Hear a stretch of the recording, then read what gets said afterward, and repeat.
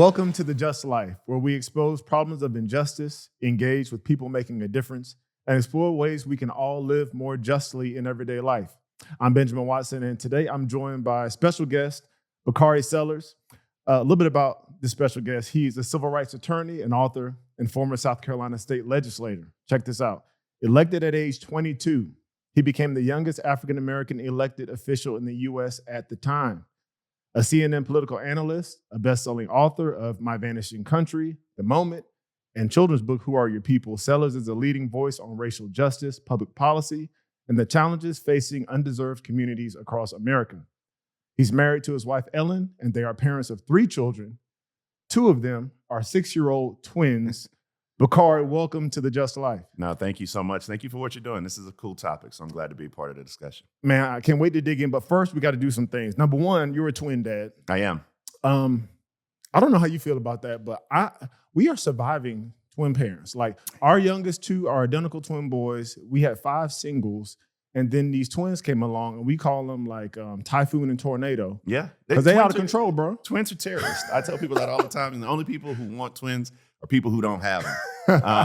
But true. People always look at me, I want twins. I'm like, I don't think you do. But I love them. They are, Stokely is his own personality. Mm-hmm. He reminds me of my dad. And Sadie is her mom, like through and through. And, giving her hell and everything. But she is just, the toughest one we have in the entire family. Yeah. So, and then they balance because we have a 19-year-old, 20-year-old now, Kai, who's a junior at Howard. So that gap is unique, to say the least.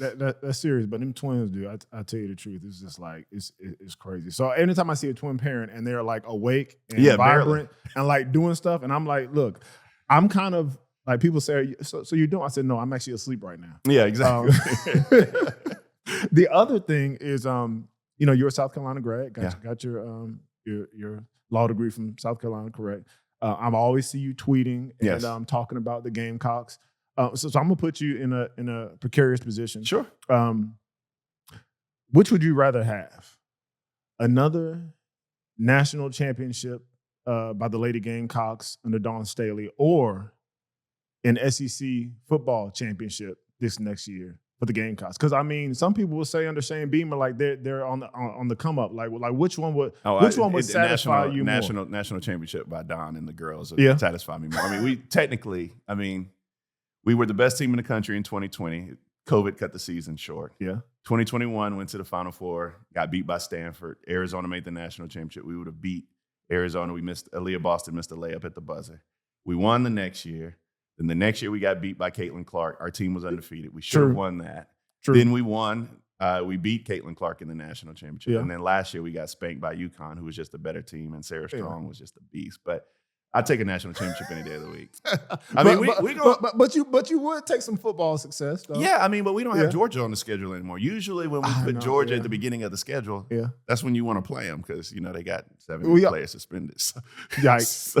Shots fired. That's what Steve Spurrier always wanted. We want Georgia at the first game or 2 at the beginning of the season. We come out the block slow sometimes, and then we figure it out later on, and then we finish strong. We finish the drill strong. Georgia's not going to be what they were the past decade or 5-6 years.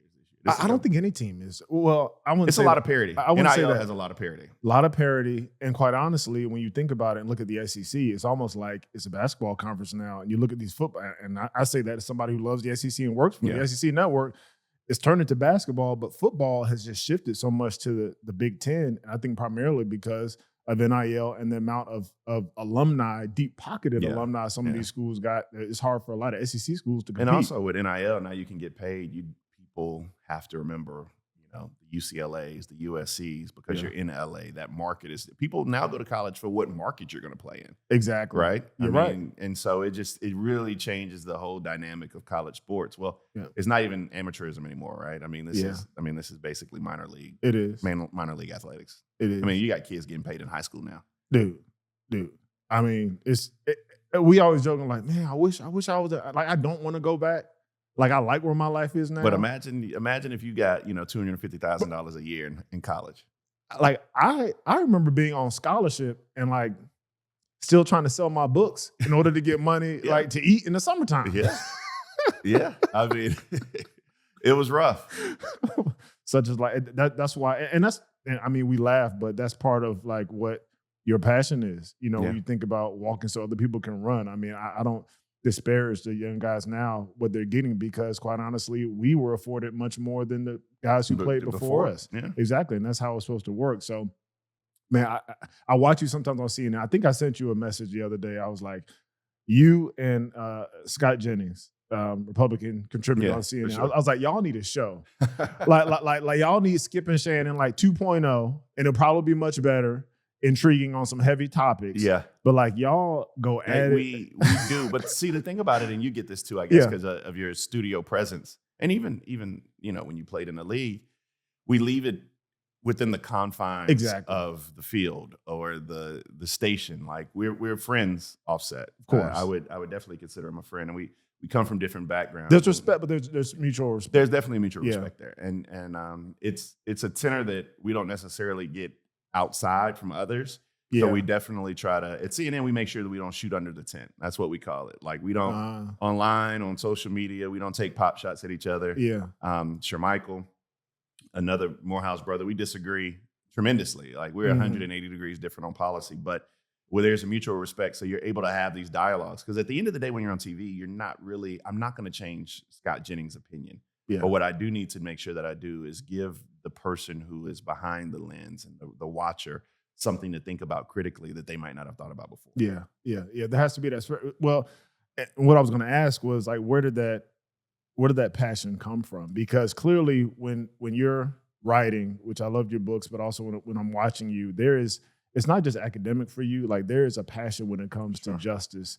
Like where did that start for you? Well, so on TV, there are a couple of things. One, and I'll kind of separate it out a little bit, but when you're on TV, there aren't many black men on TV. And so it has an awesome, in the truest sense of the word, responsibility. Because the way that a lot of folk will see black men is through the lens of you and the way that you behave on TV. So you can't be angry, right? You can't be that angry. So it's a line between that anger and balance and passion. But my dad also gave me good advice, which is that you never argue with the fool because people watching can't tell the difference.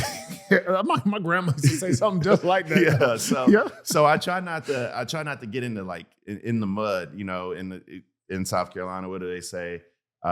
When you roll around in the mud with the pigs like it, and you get muddy or something like that, right? So you can't tell the difference. Yeah. So you try not to do that. But the passion I get from just that understanding culturally of why I'm there, how I got there, the struggles as we kind of started with to get you there, and the shoulders you stand upon. And so understanding intimately those battles that were fought and waged prior to me taking that seat on TV or in that courtroom is something that you can't help but have that passion when you go on air. Yeah, your dad, Cleveland Sellers, you talk about him a lot. You refer to him.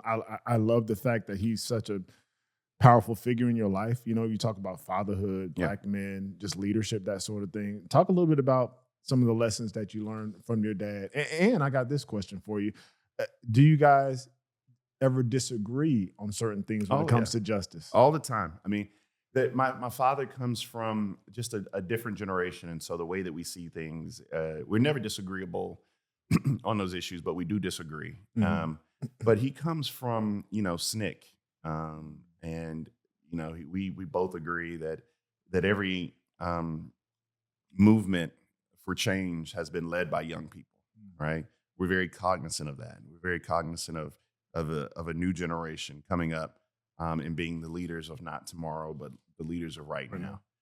He operates within that fierce urgency of now. But he's also very, I've passed the baton. Like my daddy ain't showing up at no more marches. Barely, you know, when church is over, he's leaving. He's not coming. He's not going to be at the pastor's anniversary reception afterwards. I mean, he's like, I've done this work. I've done this. Now it's time for someone else to carry that baton. And so we agree on that. And he moves with a very Southern pace, where it's like nothing can speed you up. He has cultural sensibilities that not many people do. I mean, in his he taught a survey of African American studies course. He talked about Tupac a lot in his classes, basically where he came from, kind of the dynamism of his art, who his mother was, those type of things, and how, you can utilize your platform in different ways.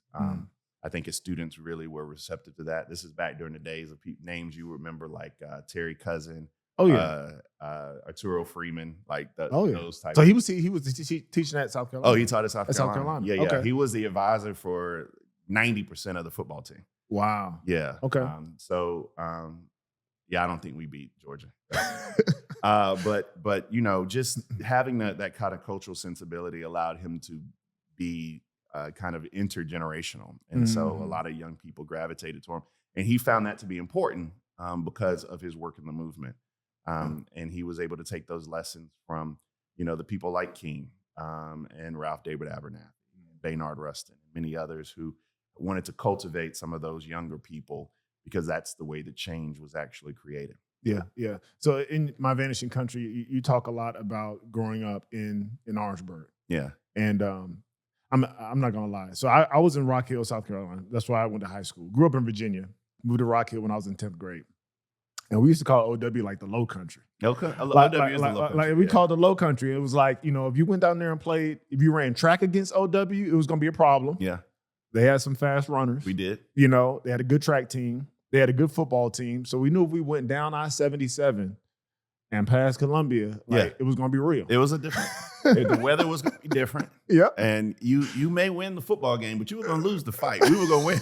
We were going to win something. Exactly. And we used to always talk about, they got these big old bugs down there in the Low Country. Like we don't have those bugs. Yeah, we had that. Rock Hill. It's hot. I mean, so I grew up in Denmark, went to OW, and just that experience, and I guess a lot like Rock Hill was different when you were coming. It was, Rock Hill is like South Charlotte now, it is, right? Yeah. But growing up, it was, I went to the Denmark Recreation Center where we had the cinder block building, and during the morning we would have 2 teachers from the elementary school come and give us lesson. But it was 100 kids from the entire community. I think it cost like $30 the entire summer, and kids that didn't have that, they still were able to come. Yeah. And then we had the free lunch program, which may be foreign to some people watching, but that's the way that we got fed during the summer, right? It was a free lunch program. And then after that, we went and played and jumped ditches and raced and, played basketball on those wooden backboards. And then, we would sneak away. And if you had $1 or $2, you were G, because we would go to the icy lady. You go to we call it the candy lady. Yeah, the icy lady had them little communion cups filled with Kool-Aid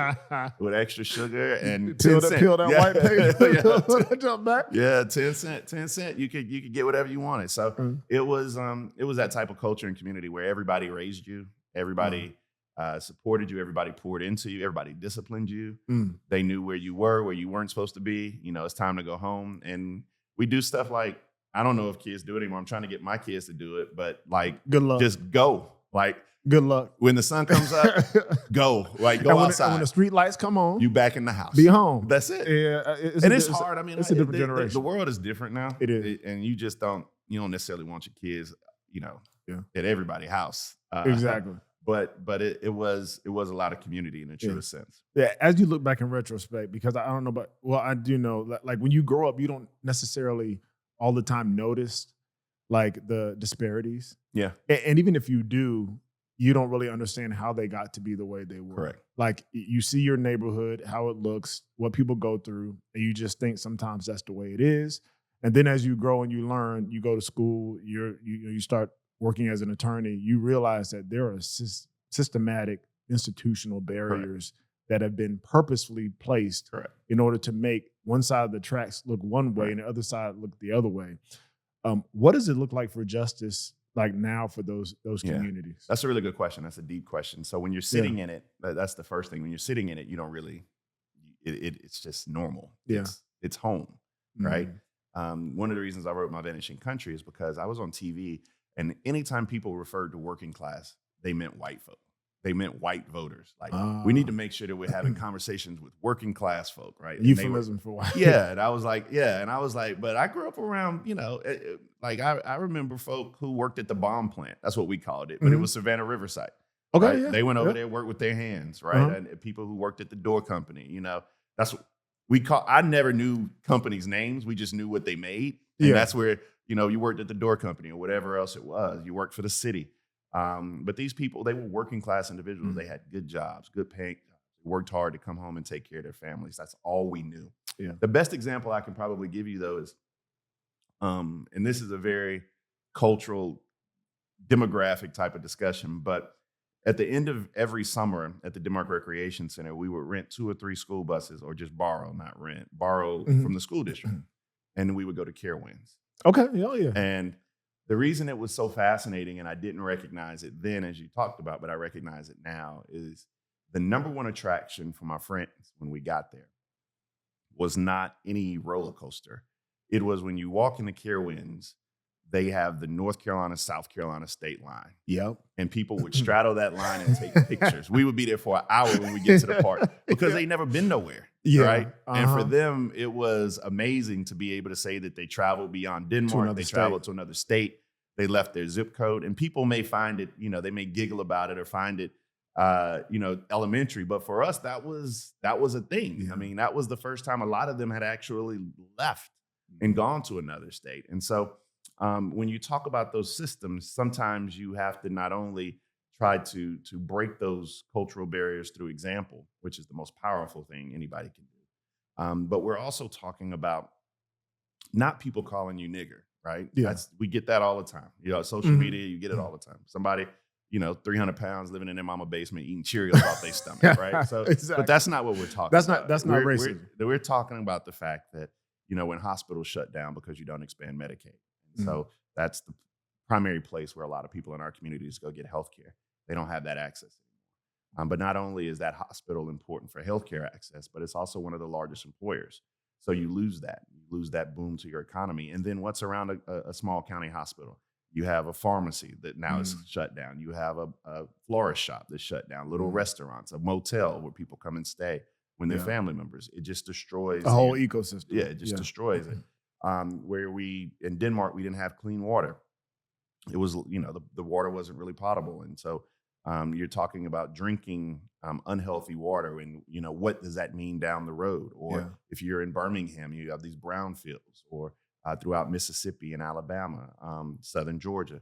And then you're talking about education systems, which not only in terms of curriculum violently miseducate us, but you don't have the resources to compete. Yeah. I mean, you're still talking about a quarter of shame in South Carolina. We've been talking about that since.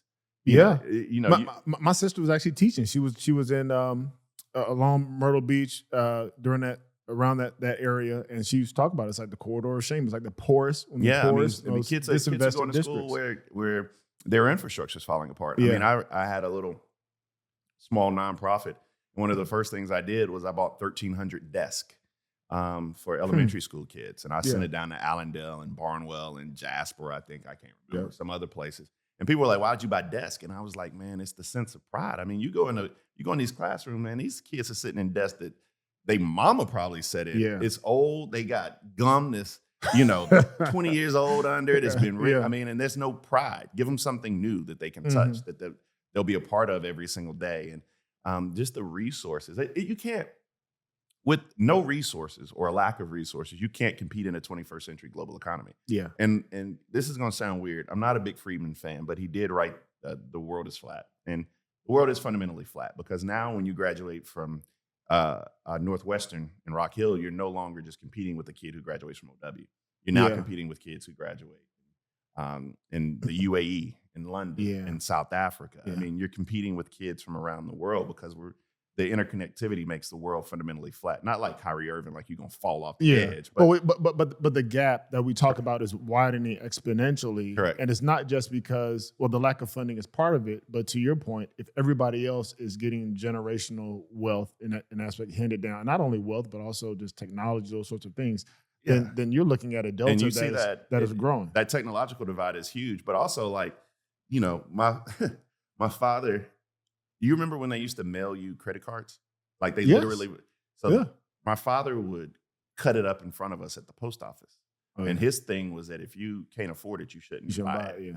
That's the way I learned about credit, which is why I had a 500 credit score when I graduated from Morehouse, right? Exactly. The white kids at Harvard or wherever, their parents get them little American Express. They spend $300, then they pay it off. And they build credit. They have an 800 credit score when they graduate. Yeah. But I'm sitting here with no credit, which is almost worse than bad. Well, it is worse than bad. And that's a knowledge gap. Correct. Right and there, that's a literacy gap. Yeah. I mean, it's hard to, And that's, I hope, I'm sure you will have a Uh, guest that talks about financial literacy, because I'm always interested in Yeah. how to close that gap. And how do we Yeah. teach that to, how are you going to teach your boy twins that financial literacy? Like, I Yeah. don't know the answer to that question, Yeah. because I'm still figuring it Well, out. to answer because your question, we do have a guest, Dr. Boyce Watkins. Oh, okay, yeah, you got an OG for sure. Yeah, But I mean, but some of the things that we talked about with him in our podcast was that very thing. It was the fact that it's not just the what you have now from a wealth standpoint, is how are you passing that on to your kids, That's but also, do your kids know how to do business together? Like, he talks about the fact that there are certain things that when kids leave the household, they should know how to do. Open a business. They should know about checks and balances. They should know about debits and credits, those sorts of things. And I mean, I was a finance major at Georgia, but I thought it to myself. They made y'all go to class? Yes, they did. Yes, they did. Yeah. I have the degree to prove it. I was in there. I was in study hall too. I was in study hall too. All right. I got my degree. But you wouldn't know it because I haven't been teaching my kids those things intentionally. And so part of our conversation, and to your point, is what we have to, encourage parents to do, is like to do those things intentionally, even when it comes to building credit for the Yeah, and I'm working on that, particularly with my 20-year-old. I mean, even more importantly, I am partnering with a young lady named Bambi Gaddis in South Carolina. She does a lot of HIV and AIDS work, and she does a lot of male healthcare work, right? Yeah. Like just making sure that they go to the doctor and those type of things. But on the point of financial literacy, what I've identified as a fundamental problem in terms of just transferring wealth is that we don't have the paperwork to back it up. We don't have wills. We don't have estates. I mean, Aretha Franklin died without a will, right? That's wild. That's just wild, right? When you consider her advisors and her team, somebody should have. That is, even if it didn't come that's from why her. we have this show, because that's injustice. I mean, exactly. That is decently violent in the way that you treated her. You didn't have to punch her in the face, but by not ensuring that she had that, it just provides a trauma for generations to that family. But you'll be surprised how many grown folk don't have wills. Do you ever work with in your work as an attorney? You ever work with like heirs property cases? Like, can you get into that a little bit? Because some people know what it is, but not really. So first of all, it's very, very concentrated along the coast. Johns Island, James Island, Bluffton, along that Jacksonville up to Myrtle Beach type of coast, where there are a lot of older generational transfers of property from one generation to another. The best example I can give you is a young lady named Josephine Wright, and I hope everybody Googles her. That was a case that I worked on. She was 92, 93 years old when she got served with a lawsuit from a developer. And what happens is the developer only needed like 20 feet of her property. But they were going to take the whole house. The house had been in her family since the Civil War. Wow. The property had been in her family since the Civil War. But what happens is sometimes there is not a proper signage on the deed when it's transferred from one person to another. Sometimes taxes are missed. That's usually where people go into these tax sales and find that taxes haven't been paid for years, et cetera, and they're able to go in and get 500 pristine acres along the coastline for $75, right? Yeah. And so what we have to do is we have to go in there and just completely audit all the paperwork, make sure it's done. We fought that lawsuit. We had to build a national kind of outrage. I remember. Snoop contributed. Kyrie Irving contributed. It was a pretty fascinating thing. The community came around this Black woman who was fighting a lawsuit in her 90s, right? That's not what you want to be doing. Yeah. And then Tyler Perry helped them build a new house on the property, the one that they will keep in their family for years. But heirs property, passing from one heir to the next, particularly it ties into our conversation when you don't have that paperwork. What happens? And a lot of times you have individuals who sell grandma's land. We always talk about that. Families can't get along. It's owned by, the brothers died, and so it's left to their 3 kids. And you can't find them. You can't get them together. Everybody can't sign. Yeah, and now I'm dealing with a substantial amount of property in South Carolina, and we're trying to put it in a trust, which is what you should do. But now you got 8 people that you got to agree. Right. And so it just becomes, what happens to the person who says, I've been taking care of it this whole time. I've been paying the taxes on it. I should get a larger share of it. Yeah. And so that's why it's important before you pass that stuff along to have that stuff documented. How prevalent is that the situation with Josephine? Like, how many times do you think that's duplicated around the South? And does easily, it literally is concentrated in the South. It's heavily concentrated along the coast. That happens day in and day out. I mean, there are entire practices that just deal with heirs property. And does it mostly impact the Black community, or is it? But it specifically it impacts the Gullah Geechee community the most. Okay. Which people know that's like Charleston County, Walterboro, et cetera. But it does impact Black folk more than anybody else. And that's just because of if you think about this, people are like, what? Why? So sometimes when as slavery came to an end, sometimes slave owners, landowners actually bequeath property to their slaves. Yeah. Right. And so you have individuals who have property in their family for a very long period of time, just beautiful plantation style property. Yeah. But when you're leaving with no education, you've been a slave, you pass it, you think your son just inherits it, and then there's taxes, and now you're 4 or 5 generations away from that. It gives an opportunity for individuals who are not the kindest of heart to come in and take advantage of that. Yeah. Yeah. Would you call? I guess it kind of leads to a question I had. There's so many injustices that we see on TV. You see people march. I mean, there's immigration, there's abortion, there's obviously racism, there's police brutality, all those sorts of things. Iran and Israel going. There's Iran and Israel. Yeah. I want to get into that with you. Would you call the heirs property one of those like hidden injustices that nobody thinks about? And what are some others that you can think of that are kind of like hidden under the surface, but they're creating massive disparate impact. They're injuring people. I think that the disparate impact we see, particularly with Black male health, a lot of that some of it has to do with access. Some of it has to do with individual responsibility. Yeah. Just refusing to go to the doctor. Refusing to get a colonoscopy, those type of things, which makes absolutely no sense. I think African-American female mortality, which is probably my biggest issue, because Black women are still 3 to 4 times more likely to die during childbirth than their white counterparts. So you have some of those access issues, which find themselves to be some of those issues that I believe rise to that level of what's the biggest or the most devastating problem. Mental health and access to mental health treatment, and the way that we discuss mental health in our communities. There is a mantra culturally that suck it up. Men don't cry. Yeah. Pray it off. Yeah. Right. And prayer helps. Faith gets you through. For sure. But sometimes you need to talk to somebody else too. Yeah. You need to, I always remind people that Book of James, it said, faith without works is dead. I mean, you gotta you can't just have the faith. You actually have to. You gotta move them feet. You gotta move them feet too, right? And so it's okay. I think that those issues are things that we see rising to the top, and finally we're having those conversations. So we were talking about, somebody calling you a nigger, right? Yeah. Like an overt racist act. But for a lot of people, they point to that and say, that's what racism is. It's calling somebody a name. It's just thinking about somebody as less than you are. But I would contend, and I want to hear your thoughts on this, that institutional racism or structural racism, whatever you want to call it, is a bigger issue. Correct. But a lot of times we don't talk about it in the same light. It gets dismissed, but the people like to sensationalize racial clashes, right? Okay. So it's easy to have those images of the Karen who comes and yells at you because, why are you here? Because I live here, woman. I mean, that's why I'm here, right? Exactly. Yeah. So those things go viral. What doesn't go viral is the fact that, kids are drinking unclean water, right? Redlining and the devastation that redlining has caused in our communities.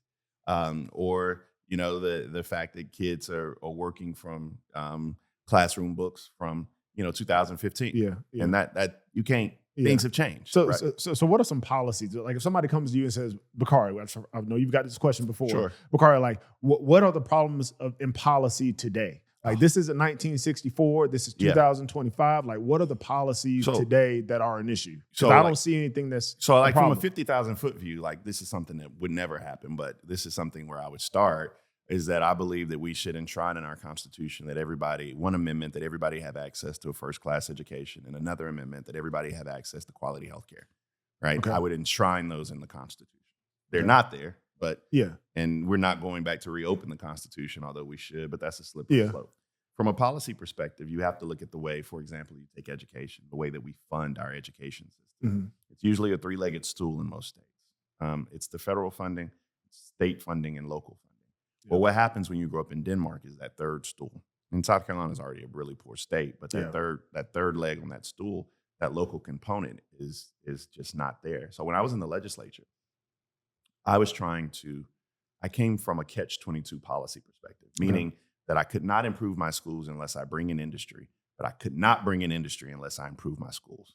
Wow. So you can't, it's this tug, you just can't get out of it. So what do? You have to think outside the box. You have to be innovative in the way that you think about funding your schools. I thought about bringing gaming to South Carolina. Okay. Right? You legalize gaming. It's revenue, 1 out of every $3 goes to your schools. 1 out of every $3 goes to your roads and bridges. 1 out of every $3 goes to income tax relief, right? And so you create new streams of revenue for your schools, your roads, and to give money back to folks. Yeah. I thought about marijuana. You're seeing that play out in different states and cultivating and those type of things. And it gives people jobs. And then we have this new industry that's coming into play, which is STEM and AI. Yeah. And Black folk always get left behind. Like, we usually become purveyors or purchasers, but we're usually not a part of the creation or innovation. Van Jones talks about this all the time. He is eloquent on this issue, but we are now having to find a way that we can get in on the ground floor of this issue so that we can also take part in the growth and the wealth that is to be ascertained. So there's nothing racist per se on education policy. It's not an example of a legislature actually saying we're going to create policy to impact these people, but what you're saying is that the outcomes. And we have to start looking at the outcomes, not necessarily the language. Because I don't care about the intent. The language. The intent is what it is, but I mean, a lot of these things were drafted in 1954, 55. Yeah. At the Brown v. Board of Education, you begin to see what happens. White flight. You begin to see what happens with educational policy, for example. But the outcomes have become devastating too. And then you have some of my friends who say, well, school choice, right? They're big voucher folk. And I'm like, well, where we come from, I got 4 public schools in my area. And they are all either average or failing. So where are you going to send a kid? Like, how do you make every school a good choice? And then you're talking about transportation. School choice doesn't come with transportation. I mean, how does the kid going to get there? Yeah. I mean, if their parents don't got a car and there's no public transportation, correct. How are you going to? Yeah. So I mean, it may work in Milwaukee or New York, but how does that work in like the rural South? Yeah. Somebody has to explain that to me, and we really. We have to get through those type of policy hurdles. Yeah. How do you stay motivated, man? Like honestly, I feel like, and if people didn't see, in 2020 when they had you, everybody was doing stuff from their house, and I remember you on the interview, and then it was just like breakdown. Because it's heavy. It's heavy. Like, and you do this for a living. Like you're an attorney, but you got kids. You're married. Like you have a generational aspect where you're carrying the baton of your father, so to speak. You're going to pass it on to your kids at some point. Like, how do you keep getting up every single day and doing this work when there are so many hurdles, as you mentioned? Well, I mean, the first thing is, man, you got to do it one day at a time. I'm not fond of people who live in 5-year increments. Like, where will Bakari be in 5 years is just a terrible. My anxiety doesn't even allow me to live like that. Like, I am very laser focused on. Yesterday was, how am I going to make the most out of Monday? I'm going to come here, holler at Ben. How am I going to do that, right? Yeah. And then tomorrow will come. I can't eat an elephant whole. And so the way that I stay grounded is just focusing on the task in front of me. And if you have, Will Smith once said, if you have enough good days, you'll have a good life. And, if I win 6 out of every 10 days, if you hit 600, you're going to the Hall of Fame, right? So if you complete 60% of your passes, you may or may not be a starting quarterback. But probably not. But you understand my depending on the club, depending on who's behind you. Well, yeah, you can play for the Browns, but your coach ain't gonna be there long. He won't be there long. Or the Giants. I don't know who the quarterback for the Giants. Russell Wilson. Anyway, I think it's Who knows? So I try to win 6 out of every 10 days, and I think that's gonna be a Hall of Fame life. Yeah. Which high profile case you've worked on impacted you the most? Josephine Wright impacted me a lot. Just being with her. Andrew Brown was the one where we got the most notoriety. It was a Black man who was killed in Elizabeth City.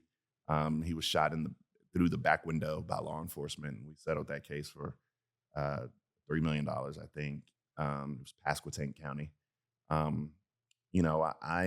have a series of cases right now against the Alvinus Glen Detention Center in Columbia, South Carolina. And I have one case where a young man was put in the special housing unit inappropriately, and he was there for 11, 12 days, lost 40 pounds, died from dehydration, had rat bites all over him. Wow. And I think his alleged crime was like unauthorized, not even theft of a vehicle, but like unauthorized use. He took his cousin's car. Okay. As a misdemeanor. Yeah. But a lot of times these things shouldn't be death sentences. So going in to do that work, we have cases all the way as far as San Diego, far south as Florida. I do sex abuse. I tell people all the time, like, I'm the lawyer that you really don't want to see. Like, if I'm in your living room, something bad happened. Yeah, we do a lot of sexual abuse cases, which makes me decently paranoid. Like, I don't let my kids like go into gyms unattended just from all the stuff that we've seen. That's another issue of justice, obvely, when it comes to sex. Do those cases impact you more than others? They're hard. They're very hard to deal with. I mean, we've had cases of, young boys and girls being groomed, being raped, teachers. And I don't know. That's a question I would love to hear your answer on, but it seems like it's becoming more of an epidemic now of relationships. And I'm not sure if it's more of an epidemic now or we're hearing about it. Or we just didn't care then. Yeah. Because you always had those whispers in high school about the teacher, and everybody knew who the teacher was. And, it's sad because, if it was a young lady, she was hot, right? Or she shouldn't have wore that, or it was, it was her behavior. Like she was asking for that type of attention. So I think it's a little bit of both. I mean, I think it's the fact that right now we are more open in speaking about, the truth. Yeah. We're more open about holding people accountable in certain areas. And obviously, I think you got social media now where you're seeing more. And people like yourself, when people who come out and speak on what's happened to them and they are honored and people take them seriously, it empowers others to do the same thing. And so I think that there's a combination. That also comes with a great deal of responsibility because we also have to vet the You're right. Because you can come out and ruin an entire movement with a story that is that has holes in it, or you're not speaking your truth, or you're telling someone else's story. Yeah. I mean, it's everybody sometimes wants to gravitate towards the light, but sometimes it's a bug lamp. That's what I do, Exactly. Exactly. One of the things that I've heard you talk about, and I saw you say a lot about due process. Yes. Immigration. Yeah. Is a big deal in this country right now. It's always been a big deal. I'll just be honest where I am, and maybe you can help me out. Sure. Because I see not necessarily both sides of it, but I do believe in holding corporations accountable. I believe that there's a magnet for people to come into this country illegally, and I believe that capitalism serves that they serve a capitalistic structure. Correct. And so you have to have an underclass. At some point, it was enslaved Africans. Now, in many respects, it is those who immigrate mostly from, South America or Central America or Mexico. So you have to hold those folks accountable in the higher ups that are pulling people over here. You also, from a personal responsibility standpoint, have to hold those who come into the country illegally accountable. And I don't believe there's a timetable on justice. What I mean by that is, I don't think if you come into the country illegally and nobody's messed with you for 2 years and you've been living your life and you have a family, you've been working, all those sorts of things, I don't think that erases the issue of you coming to the country illegally. So I'm in a bit of a conundrum sometimes because I'm like, I believe in borders. I believe in the law. I also believe that these folks over here who are actively paying. I mean, I remember, Bakari. I'm not going to say these folks are illegal, but they might have been. I remember playing in New England and coming off the field, and there's been a big snowstorm. And literally we're walking through the tunnel, leaving practice, going into the locker room, and there is probably 200 folks standing there who are not from New England. They're about to go clean the stadium. They're about to go clean the stadium. Yeah. And I don't know if they're illegal, but I do know that they were brought here for a purpose, and part of it was going to be cleaning that stadium that day. And so I'm struggling with this, with what we're seeing. And I always hear you talk about due process. I'm gonna shut up. Well, what would you say to somebody like No, myself? I don't. So I don't disagree with anything that Yeah. you've said. And so one of the things, and my immigration perspective is ever evolving because you Yeah. hear these stories, right? Yeah. And so the things you can agree on is that there should be just a fundamental understanding and a emphasis putting on deporting individuals who've committed crimes, right? That I think universal Crimes other than the misdemeanor of entry. Yeah, and that's, I mean, entry. It's not a crime? Correct. Or is it a Yeah, crime? it's not a crime. It's not a crime. It's not a crime. Okay, It's what is it? The Constitution says that it's a Okay, what status. is it? It's a civil status offense. But Okay, so it's not the a crime. act of being. The act of being here. The act of being here is not a crime. What you're talking about as a crime is like coming through the border is a crime. So that is a crime. That part is it's a misdemeanor. Okay. But the act of being here, like being here legally, is not. It's not a crime. Yeah, but for up until recently, this is what blows people's minds. Up until recently, the overwhelming majority of people who were in this country illegally were overstayed visas. Yes. So by virtue of that, Yes. they're here. They're not committing a crime per se. They're committing a civil offense by being in this country illegally because they didn't come through an entry point illegally. So their method of overstaying visas wasn't a crime, but folks who walk across the border illegally is a crime. Correct. But they're both in the same they status. are. So the question is how do we fix it? And so then this is where, like in 2008, I believe, I can't remember, but you had the Gang of Eight. It was the Marco Rubios, and you had all of these Democrat and Republican senators who came together trying to fix this problem. Lindsey Graham. Yep. And they got chastised. They got run. I mean, the Tea Party came into evolution. They got run out of business because for the woman that you're talking about, or the guy that you're talking about, who's been here 2 years, making a better life for themselves, literally, probably, makes your life so much easier for the work that he does, right? Who has not committed a crime, there has to be a pathway to citizenship for him. Yeah. I believe there should be a pathway to citizenship for him instead of ripping him away and taking him back to some land that he don't even know. Why should there be a pathway to citizenship for him? Because of the time he's been here? The length of time? I think that's the humane part of our immigration system. Okay. But then you have the real serious dilemma, which is where if someone who had gone through this process would tell you, you have people who have gone through the process the right way, right? Who have waited, who have gone through whether or not it's an immigration process or an asylum process, which by the way is broken. They've gone through, and their family have gone through the process the right way. This person who's been here 2 years should not be able to jump them in line, right? There has to be some order. Because that's unjust. Correct. So the question is, how do you do that? I don't know, but there has to be. So you have to have a border that's not porous, right? Right. Then you have to make sure we have E-Verify systems. Well, California doesn't, but you have E-Verify systems which people circumvent all the time, which are these companies, these chicken plants, these large agricultural facilities, which are wooing illegal immigrants in. Exactly. And you never ever see the boss go to prison for doing that, right? Exactly. Or treated with the same contempt. That has to be done. There has to be a pathway of citizenship for those individuals who are here illegally. There are about 8 million people. And then, dreamers. Like, what do we do with people who are I thought we solved the dream. Didn't we have some policy? We did kind of, but the question they're trying. There is a movement in place, and the question is that person who you're talking about, right?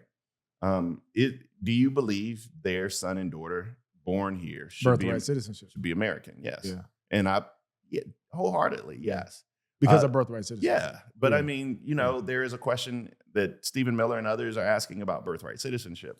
They have consciously done things like allow migrants, asylum seekers from South Africa, while banning and taking away temporary status for people from African countries or South American countries. And, ask yourself the why. Yeah. I mean, and so I believe there has to be a level of humanity in our immigration system, but I'm open to all ideas. Yeah. Yeah.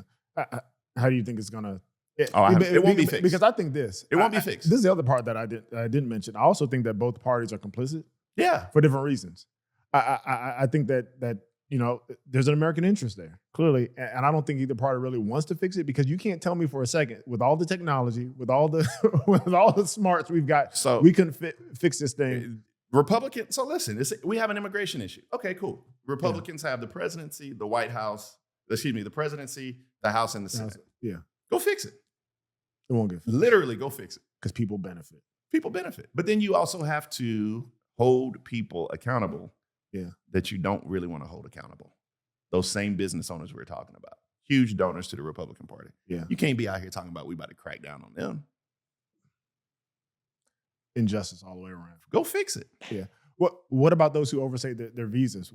Because you're right, a lot of people don't think about that because it's not as scintillating and we don't see it on news. And again, it doesn't drive voter turnout. The idea of somebody from a European country has overstayed their visa.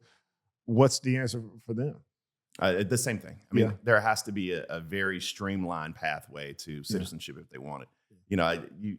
You've seen the stories of, what's the Habibi? I might be mauling his name, but he's like the number one TikToker. He usually doesn't do anything. He usually has his facial expression. Yeah, exactly. He was just in, what's Martin in Will Smith's movie? The Bad Boy? Bad Boy 4. Bad Boy 4, yeah. He was just in Bad Boy 4. But he was deported. He actually self-deported. They detained him in Vegas, I believe, and he self-deported. You have people that are innocent that get caught up in the system like that. Yeah. And then you have people like Simon, who was married to Portia, right? Mm-hmm. Who got sent back. He abused the system a few times, right? Tried to sneak in, and then he snuck in and stayed in, right? Yeah. So how do you treat these individuals? Should you treat them the same? Should you not? Should there be a process? The answer is yes. What does that process look like? I don't know if I have that. What's the role of due process in the whole thing? Well, due process is important because you just can't be snatching people up, sending them to El Salvador.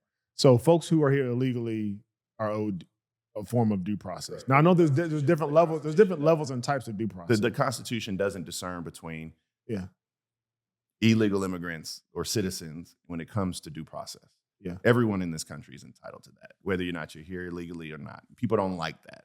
They don't like a lot of people don't know that too. People don't like when you say that, but that's what our country is built upon, that fundamental interest that everybody is afforded this process. So Abrego Garcia is the best example. Mm-hmm. They snatched him up and sent him away and said he was this huge criminal, but they didn't really have any proof. Nobody knew the truth. They sent him down here. And we're like, you can't just deport that guy like that. You bring him back here, let him go through the process, and then deport him. I'm not saying he shouldn't be deported. I'm just saying give him his due process and then deport him. Yeah. If that's what the facts bear out. Yeah, there's this tension, I think, between the enforcement and the due process piece of it. And the funny part about immigration, the other dark underbelly is that people who are here illegally, particularly from South American countries, contribute so much to our economy. It's not like they don't contribute tax revenue to our economy. We're talking about in the billions of dollars, right? And illegal immigrants don't get the benefits from that tax. Like they don't get federal aid or assistance. Don't some of the kids go to school though? They go to public schools. Yeah. I mean, that would be one benefit. Yeah, that would be right? That'd be a huge benefit. That's a huge benefit. Yeah, they go to public schools like other people. Yeah. And if they get sick, they go to the emergency room, which is why we had this discussion about Medicaid before. Yes. Because then they get sick, they go to emergency room, and you know who pays that tab, right? Yeah. Me and we do. Yeah. We do. Right. If you get sick and go to the emergency room, that tab's on the community. Yep. Someone tax it. So I mean, you should have some type of whatever to make sure that it incentivizes people to, one, become legal, but two, doesn't drain our pockets. Yeah. The other big, I would say, issue, and this is an ongoing thing that we've all talked about, is what's happening in Israel. Yeah. With Israel, Gaza, Palestine. I mean, it's deep, and it's difficult. What are from an attorney, from your seat as an attorney, and as a civil rights activist, obviously, what are some of the, I guess, toughest points or toughest conversations that you have concerning that conflict, in who's in the right, who's in the wrong, or should we even be thinking about it in right and wrong, and simply thinking about it as an issue of humanity? Like if I'm seeing a kid who's starving, I don't care if they're on the Israeli side or the Palestinian side. Correct. How do we have compassion for that kid, for that family? Because we're not going to stop the conflict from here, from where we sit. But there has to be a way that we speak about both sides? Like, what are some of the conversations you've had surrounding? So, I mean, it's a difficult and complex issue, and you should be able to have a nuanced discussion about it. Yeah. And most times, the discussions we have, particularly on Twitter, Yeah. are this or that. Yep. And this conflict isn't this or that. The first thing you have to understand is Israel has a right to exist. And there are individuals who don't believe that, particularly Hamas, right? Yeah. And so it's very difficult to negotiate with a group of people who don't believe you should have the right to exist, fundamentally. Can you imagine negotiating with somebody who doesn't believe you should be there? There's no negotiation. There's no, but also I will tell you that Bibi Netanyahu has committed some acts in this war that are beyond the pale and beyond inhumane in the way that he's treating. I think that there should be no more innocent Palestinian women, children, but we also have to remember, this is where the nuance comes in, October 6th. Yeah. And we have to remember what happened on that day. And we have to remember that these innocent Israelis were just mowed down. Yeah. And you have to think about the rockets that they're inundated with day in and day out that come from not only Hamas, but sometimes Hezbollah and other things. And so living under that type of terror every day has to stop. Then you talked about the food and how do you make sure that individuals get the care that they need and the packages that they need and the sustenance that they need. And then many times when Israel or the United States or whomever is providing that, then you have Hamas that's stealing it and not making sure that it gets to the people that it deserves. And so, yeah, it's a very complicated issue, one that I believe you're seeing now. You're seeing now Israel and Iran, and I believe that Bibi Netanyahu has wanted to take these steps for a very long period of time in terms of bombing Iran, but there was no American president that would allow him to do that. And now Donald Trump has allowed him to do that. And so now you're starting to see that chaos. And one of the things that this is where the policy meets the road and people have different opinions of it. But in 2015, you had the Iranian nuclear deal, and people found flaws on that on both sides, right? But since that Iran nuclear deal, then we pulled away from the table, and Trump pulled away from the table because of MBS, and he pulled away from the table because of Bibi Netanyahu.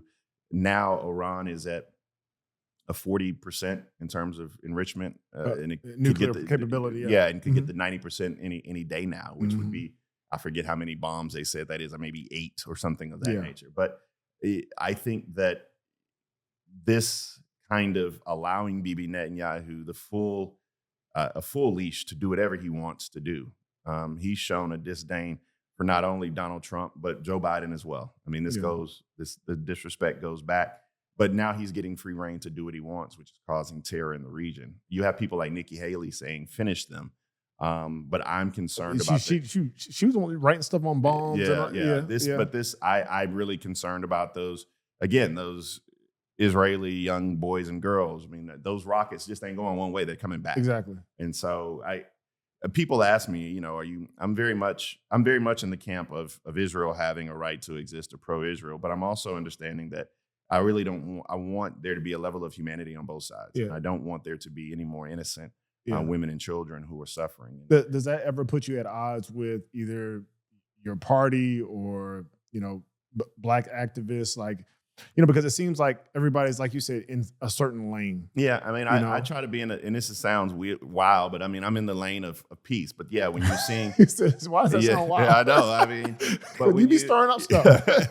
But when you have some of the actions that Bibi Netanyahu has taken, and you see the images of those Palestinian children, then you have to make sure that you give that same compassion to those children, because they deserve it, as well as those innocent Israelis who were attacked and murdered. Yeah, what would you say? Like, if you could speak, you have spoken directly to an Israeli mother whose child was killed, or maybe a woman in Gaza whose child was killed.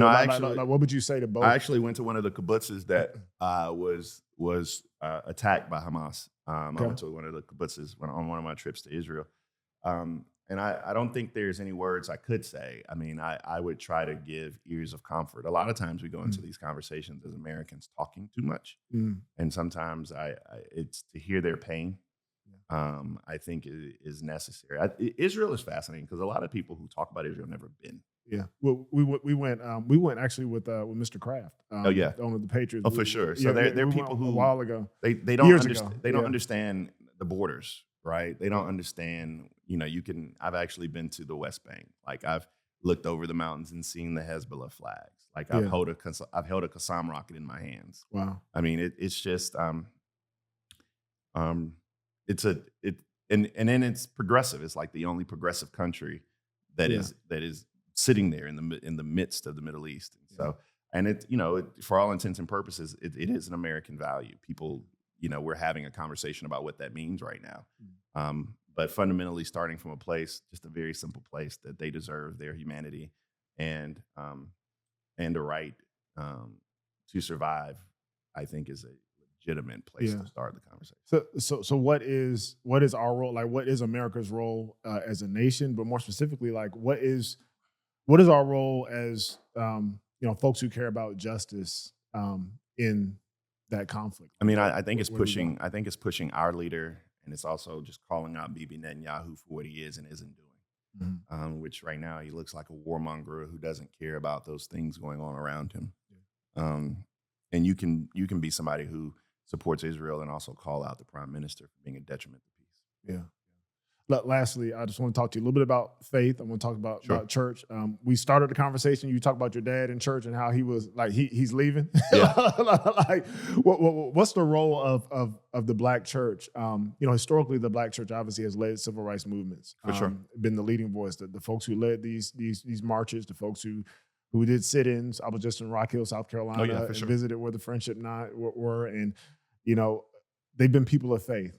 What do you see the role of the Black church in not only injustice in America right now, but also as we talk about immigration, as we talk about Israel, and we didn't even mention. I mean, there are so many. Israel gets a lot of the headlines, but I mean, think about the Congo. Think about what's happening there. We didn't even mention Russia and Ukraine. I mean, think about Russia and Ukraine. It's been going on for a few exactly. years. Yeah. It's old news, but there are so many conflicts around the nation. We can be really focused on what's happening here, and that's really important. Do you think that the Black church, people of faith of African descent, have a voice and a message? Should we be engaged in all these things? The answer is yes. And I'd like to generalize the Black church in this discussion because I think it needs that. Now, every church is not this, but I think the Black church has retreated from its role that it once played as that cultural epicenter for change in our communities. And I think a lot of it has to do with the commercialization of the gospel. People want to have a mega church now, all the lights and all of those things. I think that commercialization has really drained our community in the sense that the church used to be not just a Sunday morning place for worship, but it was the epicenter on Monday through Saturday. And not like, again, I'm generalizing on purpose. I know that every church doesn't fall in that category, but the thing that's unique about Black folk is that when we were brought here, we were stripped of everything, and all we had was our faith. That is the sustenance that got us through,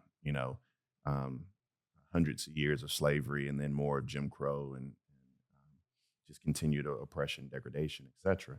And so that faith is going to be what gets us through this as well. And so I'm looking forward, and I love the new age, the younger pastors who are leading their congregations and not afraid to talk about politics from the pulpit or injustices from the pulpit.